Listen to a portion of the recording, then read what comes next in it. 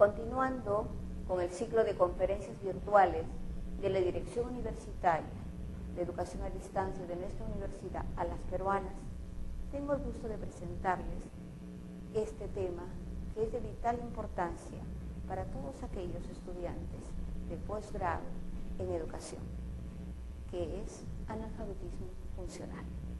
A continuación, veremos el esquema que se les presenta sobre los contenidos y aspectos principales que vamos a desarrollar en esta oportunidad. En primer lugar, una pequeña introducción referente a contextualizar el tema con relación a la educación y las actuales tendencias en este aspecto en ese siglo. Posteriormente vamos a centrarnos en lo que es el aspecto político-ideológico, a su vez subdividido en tres apartados: en la política educativa mundial, nacional, para centrarnos posteriormente en el Plan Nacional de Educación para Todos, por estar íntimamente relacionado con el tema que nos ocupa.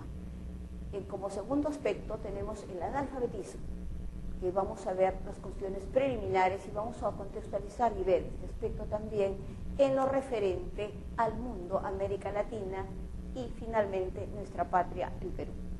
Para finalizar, estamos ya en el tema de analfabetismo funcional, donde vamos a ver los principales aspectos como conceptos, sus causas y sus implicancias. Finalmente, las fuentes de información con carácter referencial, haciendo alusión que se han tenido en cuenta aspectos de lo que es el INEI, el Instituto Nacional de Estadística, la UNESCO y otros documentos que ustedes verán posteriormente. Iniciando esto, vamos a empezar con la introducción. Y para ello, hagamos un poco de historia. La imagen nos alude a un devenir de la humanidad, del ser humano a través del tiempo. Desde ese punto de vista, recordemos las primeras épocas de la historia, donde al principio la gente no sabía leer ni escribir. Posteriormente surgió la escritura. Es tan importante para algunos la escritura que inclusive la consideran como una parte necesaria y condición que se debe tener en cuenta para separar las etapas de la historia, inclusive entre prehistoria e historia. Desde ese punto de vista, ¿cómo fueron las primeras culturas? Precisamente tenían acceso a la cultura, al conocimiento, y entre ellos a la lectoescritura, las altas clases, las clases sociales que tenían poder, y también las clases, en este caso religiosas, y en algunos casos hasta militares. Para eso hagamos una ligera memoria en cuanto a lo que es la antigua China, lo que es la antigua India, inclusive en el Oriente también la cultura clásica. Todos ellos, la gran masa, el pueblo, tenía un acceso limitado a la educación. Veamos ahora, haciendo un parangón, una comparación en la educación actual. Nos encontramos en una sociedad del conocimiento que implica una vorágine y una transformación del conocimiento. Ya se va buscando la transformación a la realidad. Desde ese punto de vista, la educación forma parte de ese proceso. No puede estar alejado de estos cambios. Y para ello debe haber un cambio de paradigmas. En este aspecto, según la UNEI, especialmente la especialista Inés Aguirredondo, habla de que hay tres ejes cruciales para este aspecto. En primer lugar, el político-ideológico, el segundo, técnico-pedagógico, y el tercero, el organizacional. Pero verán ustedes que está resaltado el político-ideológico, porque en este aspecto va a tratar de los aspectos de tomas de decisiones referente a aspectos como el analfabetismo. En este aspecto, el político-ideológico lo vamos a desarrollar, pero voy a hacer la breve reseña de lo que es el técnico-pedagógico, que está centrado en este aspecto más a lo que es el proceso del conocimiento y los valores que se van dando en todo proceso educativo. El organizacional corresponde más al aspecto de cómo se estructura un sistema educativo de acuerdo a las características de una sociedad y una coyuntura determinadas. Hablando específicamente del aspecto político-ideológico, vemos qué es ante todo una política y en general, para después centrarnos en lo que es la política educativa. Una política en general, como dice la diapositiva, son lineamientos generales, es orientación que da un Estado, que da un gobierno y en última instancia y en menor cuantía una institución que va a orientar el campo de acción. sobre determinado aspecto. En este caso, hablando de política educativa, es el área educativa, es el aspecto educativo el que va a estar normado por grandes lineamientos, por grandes orientaciones que van a fijar el quehacer, inclusive toda la idiosincrasia de cómo se va a estructurar tanto el aspecto técnico-pedagógico como el aspecto organizacional. Veamos acá los principales documentos de política educativa mundial y permítanme presentarles con mucho gusto un documento que ha sido crucial en la parte de la historia de la política educativa, la Declaración Mundial sobre la Educación para Todos, conocido también como la satisfacción de las necesidades básicas del aprendizaje, donde se realizó en Rongyen, Tailandia, en 1990. Hasta antes de esta fecha, había intentos como aislados de hacer políticas que mayormente eran de países o máximo regiones, pero ahora no. Después de este documento de vital importancia para la política educativa mundial, se quiso hacer un consenso, agrupaciones sobre a qué vertiente debía ir la educación de los países, tanto desarrollados como subdesarrollados. Fue un viraje importante, porque del proceso educativo que estaba centrado en la enseñanza, se pasó a un proceso centrado en el aprendizaje. Y acá se dijo clara y contundentemente, todos los países que suscribieron este acuerdo, de los cuales se encontraba, por supuesto, el Perú, centraron la idea de que todo ser humano tiene el derecho de acceder a una educación que es por lo menos básica, necesaria para poder sobrevivir en una sociedad tan competitiva y globalizada como la nuestra. También tenemos, 10 años después, el Foro Mundial sobre la Educación del Marco de Acción de Dakar, que tenemos ya en África. En este aspecto, en el año 2000, se ratifican los acuerdos y se evaluó que mucho no se había avanzado en ese aspecto. Nuevamente surge la idea de calidad y equidad al servicio del hombre. Y una cosa que es muy importante, la educación contextualizada en una sociedad para satisfacer las necesidades de ese ser humano en la realidad inmediata. Finalmente tenemos los Objetivos de Desarrollo del Milenio de las Naciones Unidas, también en el 2000, que va a agregar un aspecto que es muy relevante. En este aspecto se puntualiza la necesidad, lo perentorio de que todas las naciones del mundo accedan, en general en todas sus poblaciones, delinean políticas, orientaciones, ¿en qué sentido? Pues claramente en que debería universalizarse la educación y el nivel primario a toda la gente del mundo. Y hay otro factor, es la igualdad de género, porque ya se veía en las evaluaciones y en las reuniones que tenían las personas que asistían a estos, digamos, foros internacionales, de que no se estaba avanzando lo suficientemente, tanto a nivel general como a nivel de diferencia de géneros, especialmente en los países en vías de desarrollo o llamados tercermundistas. Posteriormente se desprende la política educativa nacional. Y acá hay algo que evidentemente algunos de ustedes dirán, Acuerdo Nacional de 2002, como que no está muy centrado específicamente en el aspecto educativo. Pues señores, en el año 2002 precisamente, y como consecuencia de esos acuerdos que ha habido a nivel internacional, se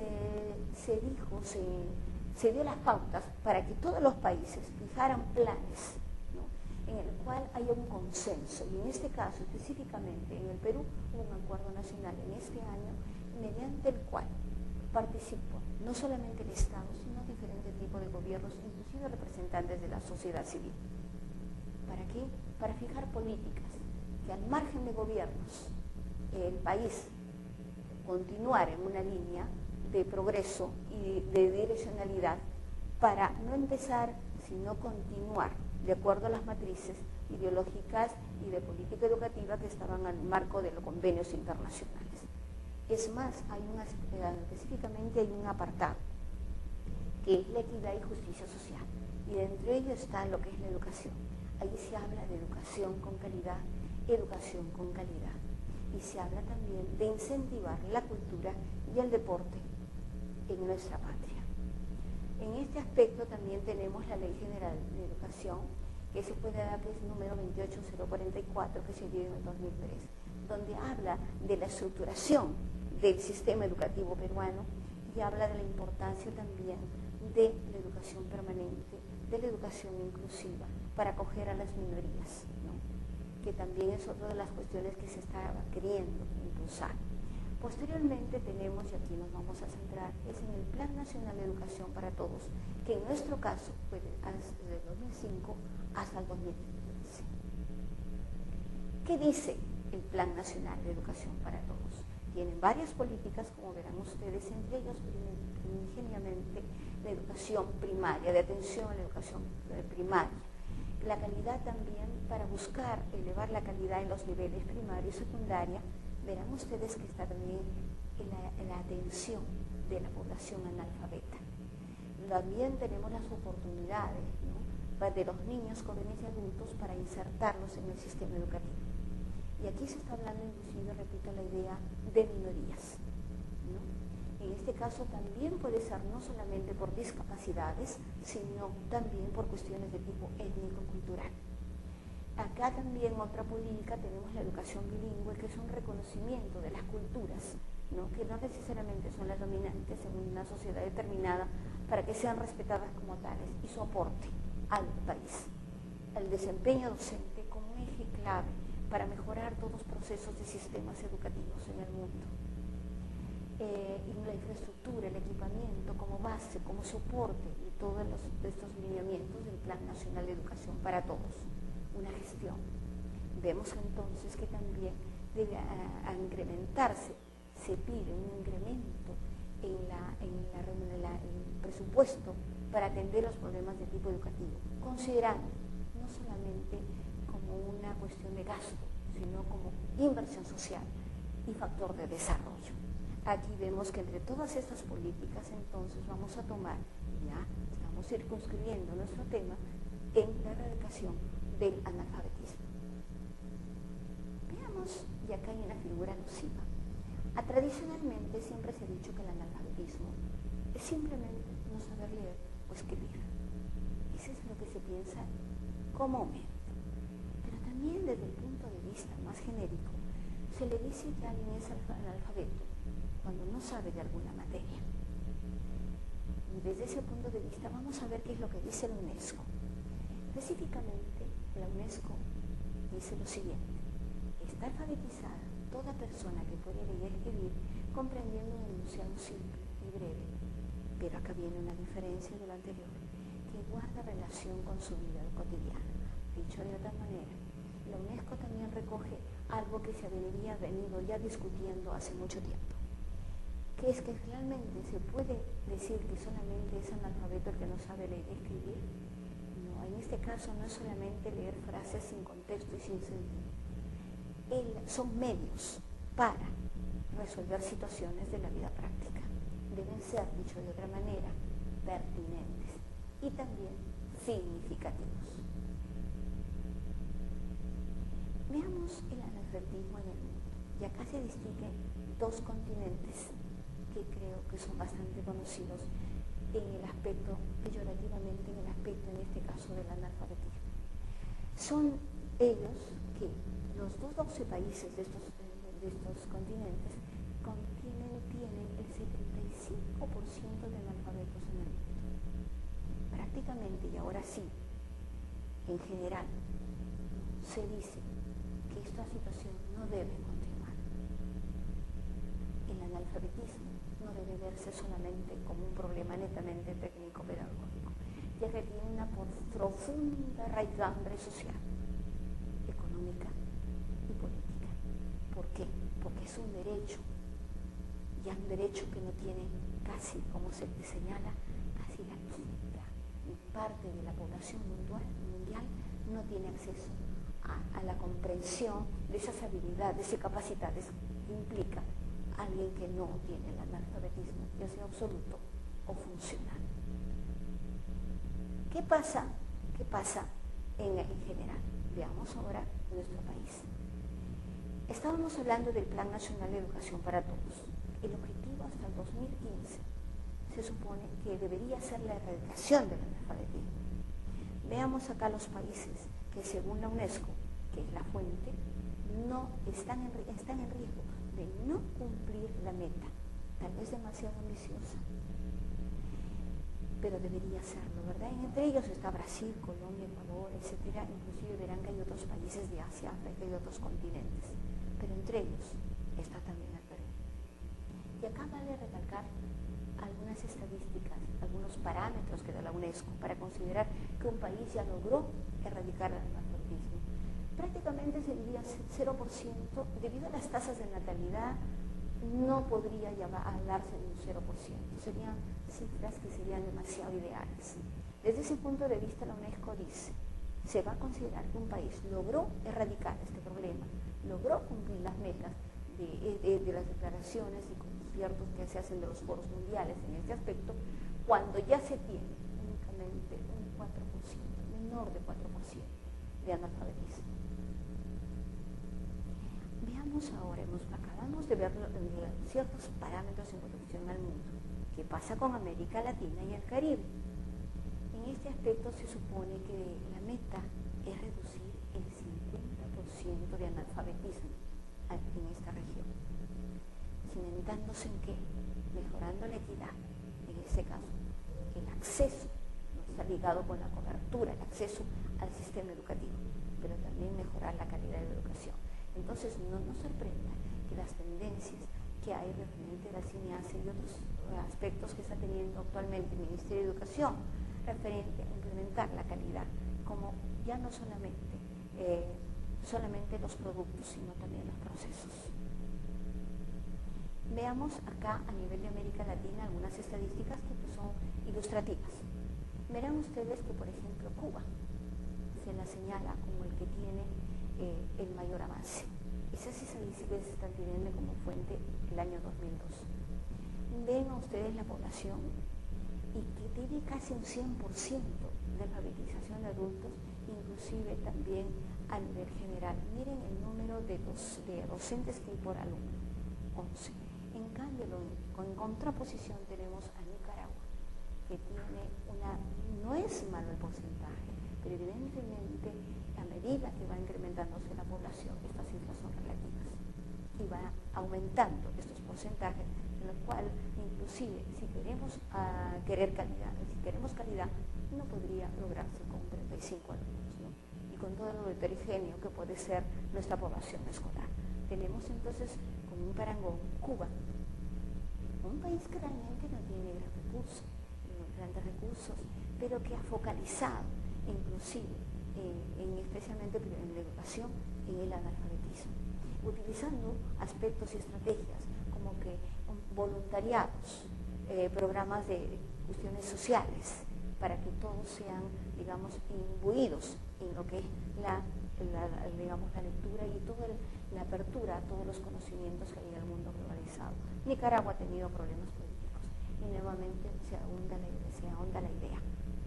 El analfabetismo no puede verse desarticulado de los otros sistemas de la sociedad. Acá tenemos ya en el Perú, vemos que según el Decreto Supremo 022-2006, el gobierno peruano creó el sistema y este Programa Nacional de Movilización para la Alfabetización, denominado PRONAMA, recogiendo, repito, los antecedentes que tenían en los acuerdos internacionales que hemos mencionado en la primera parte de esta conferencia. ¿Cuál es lo real? ¿Qué es lo concreto? Hasta la fecha, son analfabetos más de 2 millones de peruanos de 15 años a más edad. Y aquí hay un cuadro bastante ilustrativo en donde inclusive se ilustra la fuente. Y en este aspecto vamos a ver que desde 1972, donde teníamos un porcentaje de más del 27%, ha ido decreciendo, ¿no? Según las encuestas nacionales de hogares, eso significa NAO, hasta llegar en el 2005 hasta un porcentaje de 8.0%. Según el último censo realizado en el 2007, tenemos 7.1%. El actual gobierno ha dicho que se va a erradicar el analfabetismo en un lapso muy corto, pero evidentemente también tenemos opiniones, por ejemplo, como la de León Trump, en la que dice que es una meta que, si bien tienen toda la intención política, no responde a la capacidad de inversión ni gestión de los recursos para erradicar esta situación. Y que entonces también, y personalmente, ¿quién podría estar en desacuerdo? En el sentido siguiente, la educación no puede estar desligada de lo que es la salud, no puede estar desligada de lo que es el empleo y otros aspectos. Y aquí viene una reflexión que todos como docentes la conocemos. Es que están en igualdad de competencia y de condición de aprendizaje y desarrollo ulterior aquellas personas que ya vienen neurológicamente condicionadas desde ancestros y por generaciones por una mala alimentación. Los que tenemos algunos, de hecho, por cultura general, conocimientos de lo que es la neuropedagogía, conocemos que ya se tiene cierto condicionamiento, ¿no? Y que es el ambiente el que también va a estimular este tipo de aprendizaje y el desarrollo de la inteligencia. Pero si se viene de personas que tienen unas carencias, inclusive un ambiente que merma su propia autoestima, sus propias ganas de aprendizaje, los resultados no van a ser halagüeños. Entonces surge acá, como parte de toda esta parte numérica, una gran conclusión. No podemos nosotros como docentes creer en mitos, simplemente es trabajar consistentemente en el logro de que no haya analfabetismo. Y ojalá que también se tome en cuenta que aquellas personas que toman decisiones logren entender esto como una visión más holística e integral. Ya hablamos entonces, hemos hablado anteriormente de lo que es el analfabetismo en general. Y a ustedes ahora para hacer la relación. ¿Por qué analfabetismo funcional? Permíteme hacer la siguiente aclaración. La UNESCO también, que está muy interesada en este tema, ha señalado como dos grandes tipos de analfabetismo. Inclusive ustedes en algunas fuentes van a ver que algunos los ponen hasta como de 3 tipos de analfabetismo, pero lo vamos a obviar, vamos a polarizar este tipo de situación, porque la situación no es tanto hacer clasificaciones, sino entender el proceso en que se dan este tipo de situaciones. Uno le llaman analfabetos absolutos, aquellos que simplemente no tienen acceso ni a la lectura, ni a la escritura, ni a otras funciones, como vamos a ver, otros tipos de competencias y conocimientos, como vamos a ver posteriormente. En cambio tenemos los analfabetos funcionales, que son aquellas personas que en algunos casos no completaron ni siquiera, en algunos casos, 5 años de escolaridad, otros que tuvieron muy mala calidad de aprendizaje, y que todo ello conduce a que no utilicen todo lo aprendido para su vida diaria. Veamos ahora lo que es definido como analfabetismo funcional. Son las deficiencias en la comprensión y el uso de competencias básicas para participar competitivamente en una sociedad de aprendizaje, sociedad de conocimiento y en el ejercicio de sus derechos. Porque una persona que está marginada, que está a veces condenada a lo que anteriormente se consideraba el analfabetismo como una vergüenza social, ¿no? Ser analfabeto era una lacra, pues evidentemente no respondía a veces a inquietudes o carencias individuales, sino a cuestiones más de tipo contextual y social. Hay varios tipos de analfabetismo funcional, y aquí vendría también que cada uno examine cada quien en qué tipo de analfabetismo tiene, ¿no? Numérico o cálculo, lectoescritura, digital. Repito, hay más, pero estas son las principales en las que nos vamos a ocupar. ¿Cuáles son las causas? Nos encontramos ante muchas probables causas, pero vamos a dividirlas en exógenas y en endógenas. Las exógenas, por ejemplo, es la extrema pobreza. Evidentemente que la gente que no tiene acceso ni a una buena alimentación, como se ha dicho anteriormente, ni tampoco a ciertas condiciones de vida ni acceso a conocimientos, está condicionada a no tener un dominio y una competencia en estos aspectos. También tenemos el género. En sociedades eminentemente machistas, o en este caso también, inclusive por ejemplo en las zonas de Arabia y otros del Medio Oriente, la mujer está sesgada y marginada por cuestiones no de tipo intelectual, ya no de tipo de edad, sino inclusive simplemente por el hecho de ser mujer. Y luego también por las áreas rurales. Y esto corresponde también a la estructura de una sociedad, donde cuando hay un excesivo centralismo, entonces sufre, ¿no? Se ve menoscabada la posibilidad de acceso a una educación de calidad ¿no?, en las áreas rurales. En cuanto a las causas endógenas, evidentemente son las políticas de gobierno. A veces en estos tipos de acuerdos hay muchas cuestiones de tipo declarativo, pero también hay problemas que deben de ser resueltos porque hay una insuficiente inversión, ¿no? Y esto corresponde a toda una política global. ¿Cuáles son las implicancias? En ese aspecto se considera que el erradicar, ¿no?, el analfabetismo y el vencer el analfabetismo funcional, que dicho de paso no es característico solamente de los países del tercer mundo, también hay analfabetismo funcional en los países del primer mundo, pero es un factor importante, de gran trascendencia para potenciar, desarrollar las capacidades, mejorar la calidad de la vida y transformar las sociedades. Entonces estamos conjugando dos aspectos, individuales y sociales. Desde ese punto de vista, acá en el antiguo paradigma educativo se daba gran importancia al conocimiento, pues ahora se da gran importancia al aprender a aprender. Si alguien no aprende a aprender, ya está teniendo ciertos indicios de no comprender a cabalidad lo que implica su propio papel de agente educativo y sujeto de aprendizaje. Luego también tenemos lo que es la salud. ¿Por qué a la salud y la planificación familiar? Cuando una persona no conoce este tipo de formas y su derecho a elegir sobre su cuerpo, puede ser sesgado a tomar decisiones o que las tome, ¿no? Inclusive en el aspecto de tomar ciertos medicamentos o acceder a uno determinado programa de planificación familiar. O también la educación de los hijos. Uno enseña con el ejemplo y el contexto familiar es muy importante para lograr ciertas capacidades y cierto desarrollo. Eso también está, todos lo conocemos.